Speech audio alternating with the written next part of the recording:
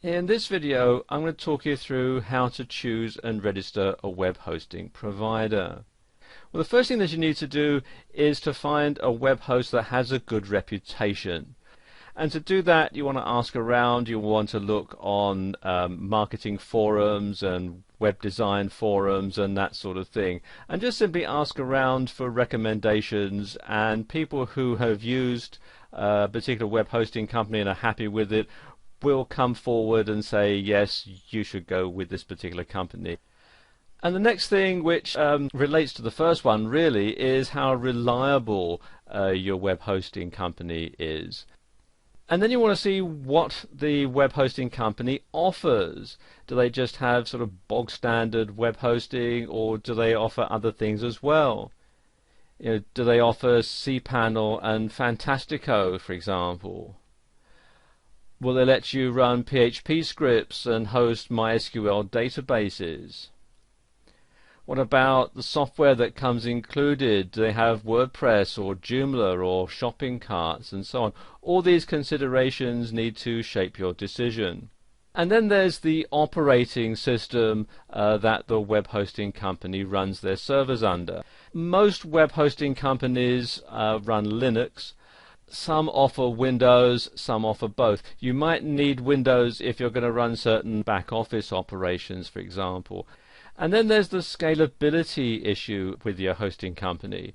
Are they going to be there to let you grow your website as your business grows?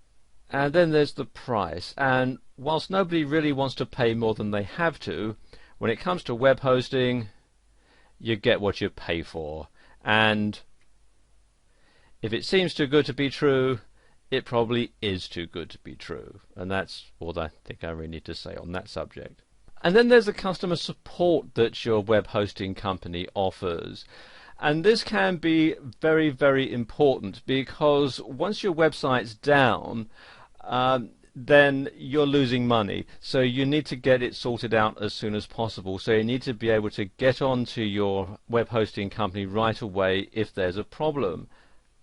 So does your web hosting company offer 24-hour live chat, for example, so you can communicate with someone any time of the day or night? Do they have a toll-free number so that you can call them and speak to a real person and sort out the issue?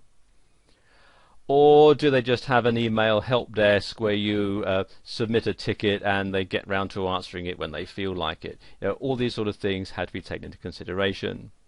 And the final consideration is the server location, where the server is physically located. For 9 out of 10 people trading online, this doesn't really matter. You're trading internationally, and where your server is doesn't really come into it.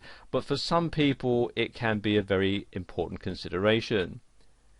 For example, if you run a website for an offline business and most of your customers are local, then it makes sense to have a web server, if not locally in the same town, certainly within the same country, simply because you can then avoid currency fluctuations because the bills will be in your local currency. And then there are the legal issues. Now, I'm not a lawyer, so I'm not going to go into a lot of detail about this. But do bear in mind that every country is different. There are some things that are perfectly legal to do in your home country that might get you sent to jail if you do them somewhere else.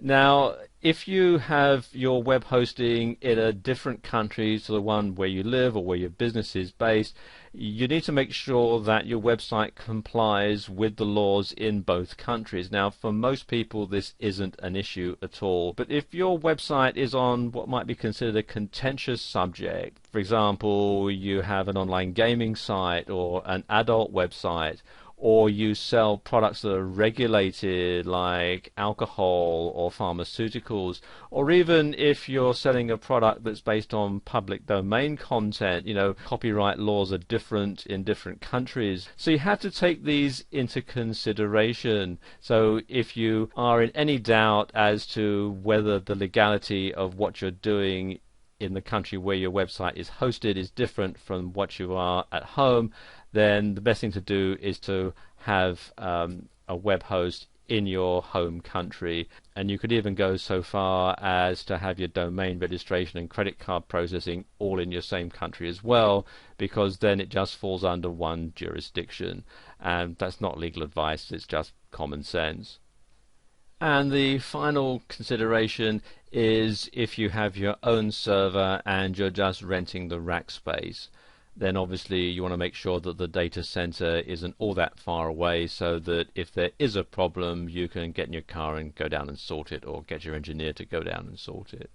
So like I say, for 9 out of 10 people watching this video, location isn't going to be a problem, but if you're the 1 in 10 person, then it's something that you need to consider very carefully. Now, one company that has an excellent reputation and ticks a lot of the other boxes as well is HostGator, which you'll find here at hostgator.com. And it's very simple to sign up with HostGator, and as you can see, their prices aren't too bad either. What you do is come down to where it says View Web Hosting Plans. And it takes you to this page, and you can see the different hosting plans and also what you get with them.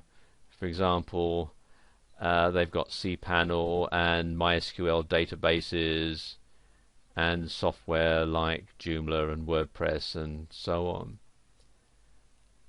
So let's say I'm just starting out and I decide I want to go with their so-called hatchling plan, which you can find here. All you have to do is click on the Order Now button.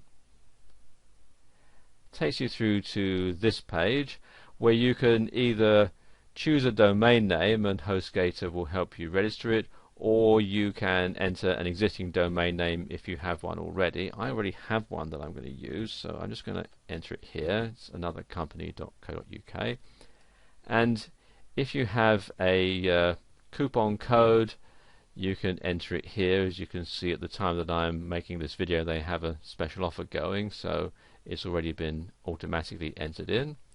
And then click to step 2.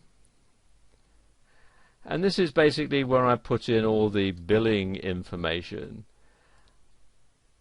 the username and the security PIN number, and then I enter all my credit card information and so on. And then read the terms and conditions, of course, and then click on the button here to create my account. And what will happen next is HostGator will set this up for me, and then they'll send me an email which will have the name servers listed. And then what I'll do is change the name servers on my domain registrar so that they point to HostGator.